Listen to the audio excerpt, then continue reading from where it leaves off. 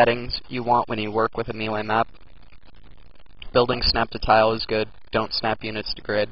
Don't allow stack. You can enable air stack since we won't be placing any air units. Do not place units anywhere. However, if you plan on placing minerals on ramps or anything, you can place buildings anywhere, but be careful because little known fact is that 2 tiles on the edge of the map are taken up by the Starcraft interface. So if you're going to be placing things down here or in the bottom right corner, you want to make sure that you do not have that checked, because then you might place something that's off the map, and sometimes that causes crashes, other times it's just annoying and a player doesn't get the minerals they're supposed to, and that's not nice. Okay, so we've got that, and there. That's usually not a setup I'd recommend for a natural, but I am too lazy for just a tutorial to go and make it all nice and spiffy. You know, I wouldn't put my gas forward with the minerals like that. That's actually an expansion setup you see a lot. Nats should usually be more comfortable, but again, silly tutorial map. This is just showing you things that you are probably not doing right, and that is not something I usually notice you guys doing. So, well, in general, a few of you have really bad mineral line formations, and if you notice how I make mine, they are not hard to make at all. At all. And I am definitely confident that you can make good mineral lines. There's no brain surgery involved. If there was brain surgery involved, it'd probably be a lot more fun. You know, getting a cut into someone's head and everything. Anyway, so we have got our nice muddy island over here, full of mud and minerals and gas, and everyone's going to love this island because they're going to need it later. I don't know yet if we're going to incorporate a 3rd gas or if that's just going to be it, but we'll see how the map turns out. Alright, you want to make this a 0 mineral field to prevent Terran from just floating a command center over.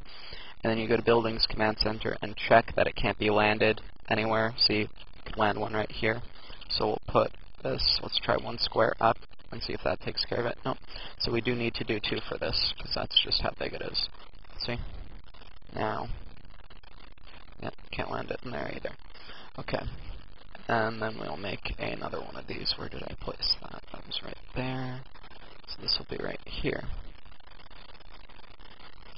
Generally speaking, if your placement of a command center is 1 or 2 tiles off, it's not a really big deal. We're going to check our anywhere placement to make sure that that mineral field can indeed be there. Yes, it can. Alright, Vespian guys are over here. And you don't have to worry about gas being balanced outside of the mains and naturals. In fact, with naturals, it's just nice if they're balanced. They don't really have to be. Alright, mud, because that was right there. Okay. So we're going to finish up our naturals, and then we are going to move out a bit and see what we are going to do with the rest of this map. Let's see, how far over is that? No.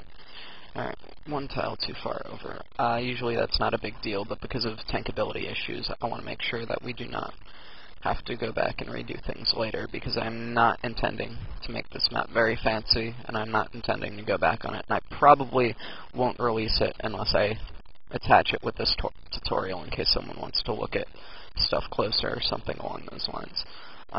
Right now I'm just doing some mud to make the map not look as bland. It kind of bothers me, and a lot of you guys make really bland, silly maps, and they look really bad, and you should try and make your maps look better, because if your map doesn't look nice, they're not really going to want to play it.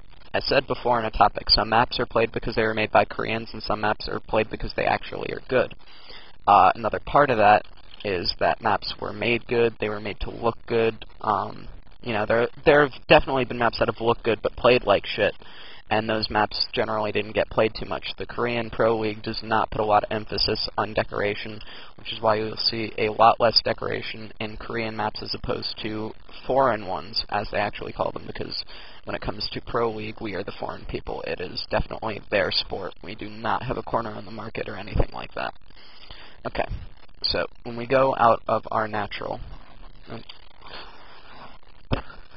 we are going to want some type of staging area, which will be right here, and then it's going to split off into 2 paths here. And we can now get rid of our little center that we use for reference point while we're making the map. So that's done. Alright, so we've got a path here, path here. Path over here is going to lead to the min only, which I'm going to have a third one of these right here. There. And then we'll go like this.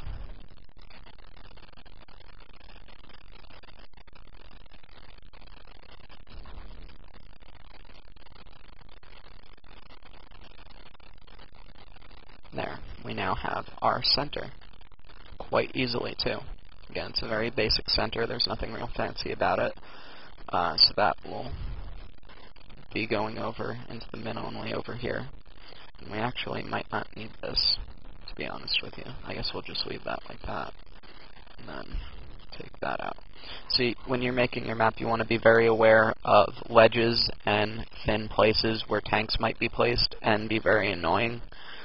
Sometimes those things can be used interestingly. Most of the time they're just really fucking annoying and pain in the ass to anyone not playing Terran. So you'll actually see a lot of Terran players make some very Terran-biased maps.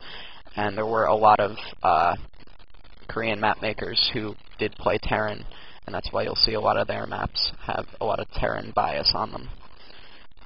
There was a period where maps were very, very tight and Terran was just dominating and people could not see why, but eventually they did and realized that maps that were too tight, although they had some interesting stuff in them, they could only fit them because it took up all the space and that was not balanced.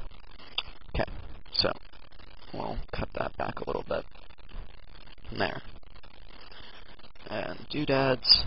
You can copy and paste multiple doodads if you haven't tried that before. It's a very nice little thing to do. We're going to select all, convert to terrain. Now we're going to get into something that's a little more on the advanced side, but still pretty fucking simple. Extended, which is combining these two bridges together. You just take this right here and this right here, you paste them down, take this right here, and you go over any place where there might be any sort of blocking tile. Now we could go like this and select the whole thing and paste it over, but I want to show you that again, so I'll do it the way that takes a couple seconds longer. I don't expect everyone to be able to do this quickly. It's just something I've done 10 million times. You also want to make sure whenever you're doing extended that it looks nice. There are a lot of cool effects people have done with high dirt combined with bridge and temple tiles, and although it looks good on the picture, when you get into the map it's really blocky and terrible and nobody likes that. Alright, so then we go to units just to check and make sure, see, we have that right there, and what about this one? That one's fine. So we do need to go over that and make sure that that is not there anymore. Alright, now it's gone. You don't want any little blocks like that because they can inhibit unit progress, and especially if you're using something like a Dragoon, it really gets to be a pain in the ass. And that's another thing, you know, you gotta remember all races have units that they have to move across this map, and yeah, Zerglings might be able to get through, but when you're dealing with Dragoons and the like, or Goliaths, who have very silly walking patterns, and they get very upset very easily by silly little things like little blocks. If you've ever tried to move a Dragoon up the stairs in an installation tile set, you'd realize that that is indeed what they do. They get very pissed off by little blocks and things. This is where our third gas is going to be. I wasn't sure if we were going to put one in or not, but we've got the space right here that we didn't use, so that's what we're going to be doing. Make sure your river is not just one big line. See how it looks very nice right there? Put that right there. Basically, I know this is a rather tight path to the third, but that's really not that big of a deal, because it's the third. You shouldn't have large armies moving in and out of here. And to emphasize this point, we're going to be using a lot of rocky dirt a little later to make sure that people aren't hoarding any armies or factories or proxies over here, because proxies make people very unhappy, especially when they can't get to them. Okay, so we get our command centers, and here. Now, we want to put our gas right here, and these. What I'm really thinking of right now is a turret room.